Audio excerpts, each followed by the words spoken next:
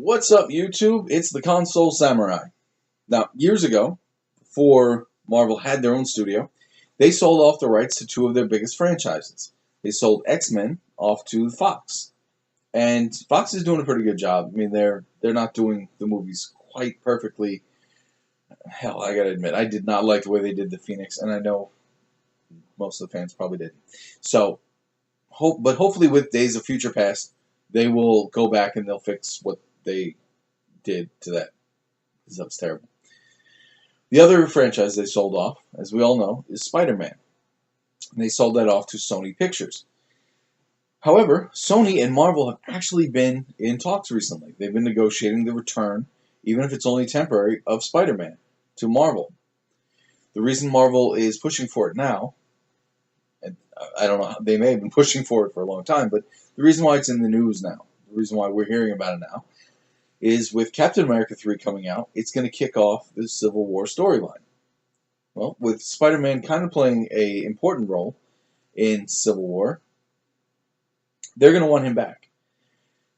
So, obviously, now is the time to push for him before you start filming Captain America 3. However, unfortunately, the negotiations fell apart. Now, I don't think it was a permanent end of negotiations, but unfortunately, they have fallen apart. So we are back to square one on that. Now, I don't know the details, all the details. I know some of the details of what was offered. I know that Marvel said they would continue to produce all of, obviously, their own movies, but they would produce all the Spider-Man movies, and Sony would retain creative control, marketing, and distribution rights. So it sounds like it would work out pretty well for Sony. And, well, if Marvel comes back and Marvel starts making the movies, they're probably going to make more money, so Sony might make more money in this deal anyway. So I'm not sure why they walked away. But I did think of a way to sweeten the pot. Sony has this little side project you may have heard of called PlayStation, where if Marvel was smart, Marvel would give them console exclusivity to Marvel. All your PlayStation games, or all the Marvel games will come out on PlayStation.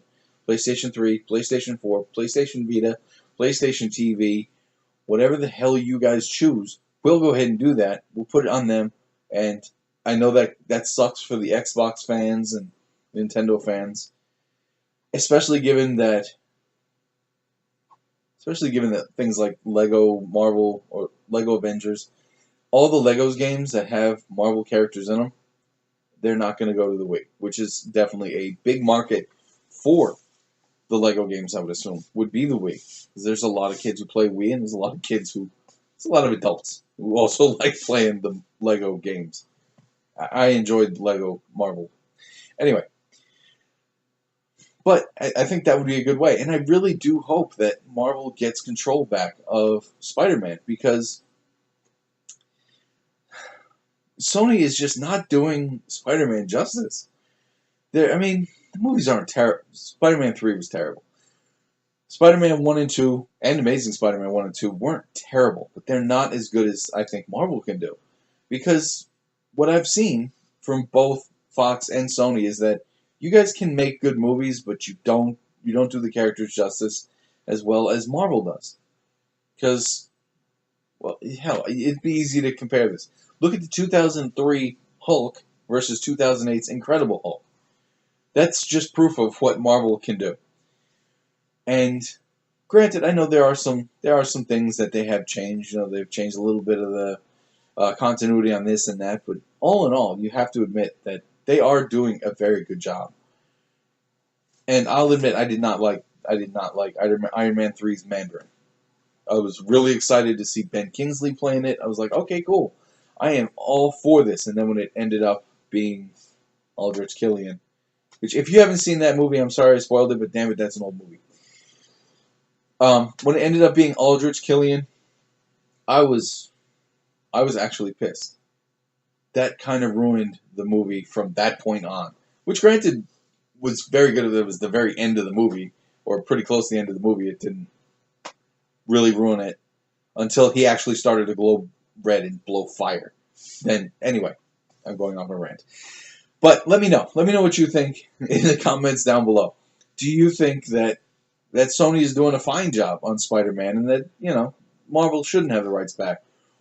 Or do you absolutely think that Marvel needs to buy him back? Sony should just beg Marvel to take it back. Whatever you think, let me know in the comments down below. Once again, I am the Console Samurai, and I'll see you around.